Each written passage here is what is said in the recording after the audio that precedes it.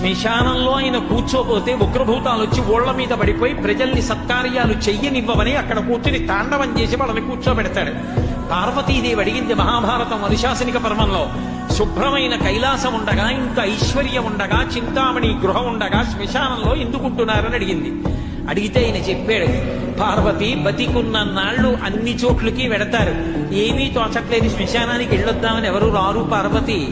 నేనంతవాణ్ణంటాడు, పొడుగ్గా ఉన్నానంటాడు, తెల్లగా ఉన్నానంటాడు, పండితుణ్ణంటాడు, పద్యాలు నాకు నోటికొచ్చంటాడు, ఉపన్యాసం చెప్పగలనంటాడు, నాకు పాటలు వచ్చంటాడు, నేను నాట్యం చేస్తానంటాడు, నేను అధికారినంటాడు, నా దగ్గర డబ్బు ఉందంటాడు, నేను పాట పాడగలనంటాడు. ఇన్ని ఉన్నాయనుకున్న వాడిలోంచి ఊపిరి బయటికి వెళ్ళిపోయిన తరువాత వాడిని తీసుకెళ్లి 4 కొత్త కర్రల మీద పడుకోబెట్టి చాప చుట్టి తాడు కట్టి పైన నూలుబట్ట కప్పి తీసుకొచ్చి అన్నీ తీసేసి కర్రల మీద పడుకోబెట్టి కాల్చేస్తుంటే జీవుడు లేచి నిలబడి పుర్రె పగిలిపోయిన తరువాత కన్న కొడుకు కూడా స్నానం చేసి వెళ్ళిపోతుంటే చీకటి పడిపోయాక, అయ్య బాబోయ్ చుట్టూ ఉగ్రభూతాలు, నా వాళ్ళన్న వాళ్ళు లేరు, వీళ్ళని నమ్ముకున్నాను, ఒక్కడు లేడని ఏడుస్తుంటే నేనున్నాను రా అని చెప్పడానికి నేను కూడా లేకపోతే చచ్చిన వాడు 1000 మాటలు చచ్చిపోతారని అక్కడ ఉన్నారు పార్వతి, నా కర్మకాలక్కడలేనన్నాడు.